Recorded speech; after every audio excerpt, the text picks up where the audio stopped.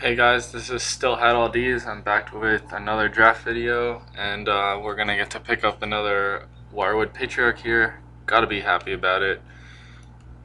No complaints. I mean, other cards you want to talk about, the pack actually looks pretty decent. Mostly top end besides the Avatar. Uranti gets a little sketchy, and Battle Droid, not always the best. You have to synergize with it, but Orient Justicar and Frostwheel Tracker are both also very good cards. Just netting so much value from both of them, either shutting off some of their creatures or letting you play extra creatures, just something they can't deal with. Alright, so here, we have the option of a Banshee, which obviously combos well with the Patriarch, and Utera Necreum is the most synergistic combo faction you have between Patriarchs, Tarsus, and all the small multiple guys you put in. And then we have a collection of other cards that aren't that exciting. The only thing you can say about either is that if you want to be in a faction, like Stormcaller is a card you want to have in your Tempe's decks. Alpha is not a card you're extremely excited about until you see a jetpack, then you're like okay with it. However, being in Aloyan is always good. It's just clearly the best faction. Picking up cards like Ionic War Chargers, Matrix Wardens, all of these good things is just something I want to be a part of. So I'm actually going to go ahead and just take the Alpha because I want to be Aloyan, because it just seems like the only place you want to be.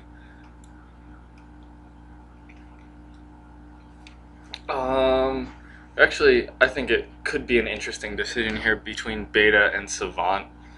Obviously, we have no idea how good this Savant's going to be, and obviously I'm leaning towards wanting to pick up more Aloyan cards because I just think they're stronger, even though the Savant's ability is very good. The only problem I have with Beta is its level 1 is pretty average. It'll 1-for-1. It's not usually going to pick up more than that. And its level 2 is pretty horrendous. It's like a Technosmith that the only advantage of it is you get to put a level 3 Beta in your deck. Obviously, if you can Technosmith and circumvent these two levels, then it's much more exciting having multiple cards leveled in your deck, but Beta on itself is pretty weak. But when you slam a level 4 Beta, I mean, it's one of the few creatures in the game that's going to trade with Scrapforge Titan at level 2, or level 3, which is obviously nothing to scoff at. I'm going to go ahead and take the Beta overall power and look to pick up cards like Metasight and Technosmith, depending on how the rest of the draft goes. Glowstone Stag and Bremwood Guardian both aren't the most exciting cards. Strength in Numbers is a good spell. Hopefully we'll be getting cards like Wirewood Sower and just token producers, Grove Matriarch. Strength in Numbers should constantly have bodies around that it's going to be able to pump for greater. Also, just cards that synergize with Patriarch are going to put multiple cards in, so Strength in Numbers should be strong in our list. Alright, so we get a Metasight. It's a card I'm very happy to pick up here. So there's actually nothing I extremely want to take. I don't want to take a second Metasight this early. And I'm definitely looking to pick up creatures. Bear is a fine creature because its level 2 is just so strong. It kills most level 3s at level 2, which is something you're looking for in some of your cards. Pulse Mage is interesting because it'll combo with the Patriarch, and it can also help keep your small guys alive, so they actually will trade 1-for-1.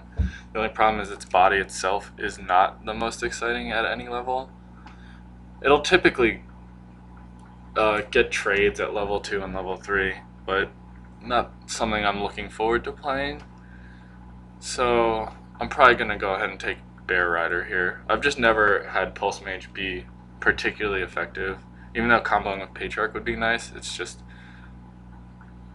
actually, let's take this. Let's see if we can get the Patriarch good game going, because a 4-9 is much better than 2-7 level 1, and it'll trigger later. So War Charger is one of the cards I was talking about that's just extremely solid in Aloyan. You can almost never pass one of these. They're just way too good. Lightbringer Cleric's a good body, and I'm not looking to pick up more spells right now. Ooh, the decision between Grove Matriarch and Matrix Warden. They both play very different roles, but I feel like it's probably going to be Matrix Warden. The card is just so high priority. Its level 3 can assist or like in killing a big creature that you wouldn't be able to deal with because you're drawing like, if you draw like other level 2s and then they slam a level 3 in front of it and think it's going to be positive for them. It's just so strong. The ability is incredible. I just like the play you can get with it. Obviously, I'm very upset to pass on a Grove Matriarch, but I think Matrix Warden is one of the top commons. I'm not particularly excited about another spell, but we can look to now prioritize a jetpack with having 2 alphas. Justicar is a nice pickup. I'm never unhappy to see a Justicar. It's just got solid stats. Like even if the ability on it doesn't do anything, you still have this like, it's fairly, yeah, 1420 on level 3. It's very good. All right, so we get our Grove Matriarch. I'm very excited about that. Venom Fang is a very good card. It's one of your like rule of 6 guys, kind of, because it'll put poison on a guy, and if it is going to trade without the poison, you get to dump the poison on something else for favorable trades. It's just, utility is always good. Having the ability to outplay your opponent is always nice.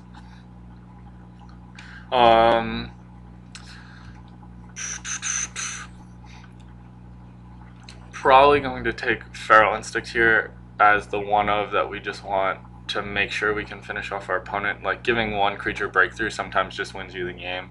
Like if you have your I don't know, Orient Justicar, and you give it breakthrough after they block it with some small guy just to prevent damage, like now you're trampling over, your guy's gonna live, and it makes it harder for them to trade with it again next turn, while still probably taking more damage. Hopefully we'll see some Technosmiths, and I'll probably prioritize taking another Medicine now. Seeing Primal Surge, getting that to be free can be huge, can cause some good swings in games.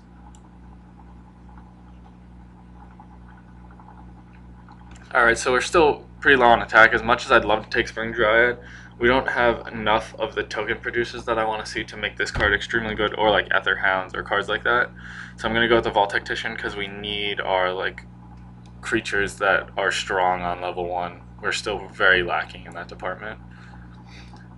Alright, so we get another Matrix Warden, so now we're up to like 3 guys that have 6 power, 4 if you want to count the Venom Fang. Looks pretty good. I mean, Jetpack's good, but we're not going to take it over Matrix Warden. There's just absolutely no way. Sparkbot's actually a good body to have. It's pretty average in all sense, except for level 1 it's slightly better. So generally you could just throw it in front of a guy, it'll kill it, and then if they don't have a 6 toughness guy, they're going to be eating another guy for it. Sparkbot usually gets pretty good value. All of these cards are not what I want. I mean, Thicket, we might actually cast this with Patriarch, and Nexus Core is just, they'll just ignore it. There's no reason to play Nexus Core. The question between Noxious Cloud and Aegis Pulse, 2 cards you're probably not going to cast. However, if we do come across a deck that's playing the token generators, Noxious Cloud could be decent. So for that, I think the chance of killing their guys is more important than possibly giving our guys 1 armor to survive a trade. I'd rather be killing them.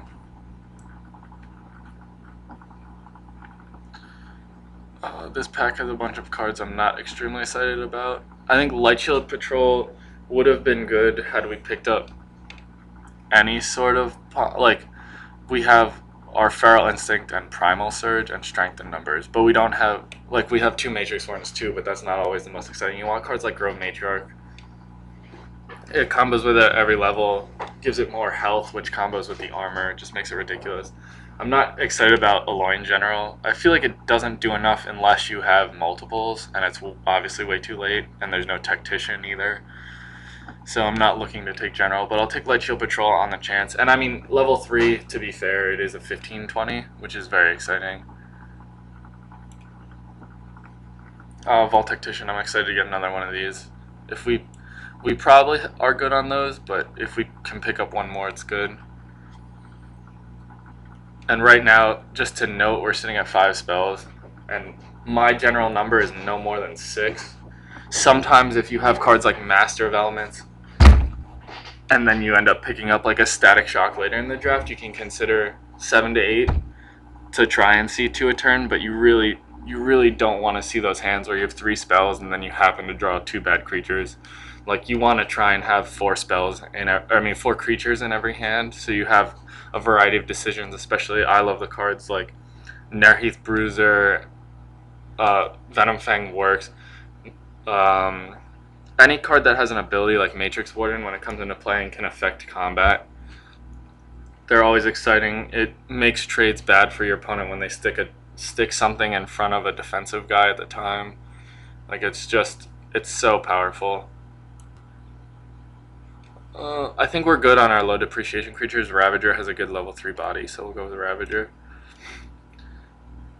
We'll take another Feral Instinct. It's making me regret taking the first Feral Instinct, but sometimes these things just happen. Delver's an insane card that if they don't deal with, they just lose, so I'm okay with that. And we got our Technosmith. I'd much rather have a Technosmith than a Metasite, because if you think about it, they're both leveling the same amount of cards, because leveling Metasite doesn't matter until you get to level 3, and getting to level 3 means that when you play it for free, you still have to get to level 4 to actually feel more of an impact. But if you play Technosmith, you then have an 8/8 and whatever you leveled, and then when you play Technosmith again, you have a 15/15 and whatever you leveled, which is better than just like probably the 2 random cards that you're leveling with Metasite. I'm gonna go ahead and take another Light Shield Patrol. We picked up another what do we even pick up? We have 2 Matrix Wardens. We picked up the other Feral Instinct. Like, we have some sizable amount of pump that could make Light Shield Patrol very strong. Etherhound's combos with our Patriarch, so that can always be a good play if they just come right next to each other. And I'll take Stasis Warden just because it's a body and I don't want another Feral Instinct. Alright, so I'll come back with game 1 in the next video.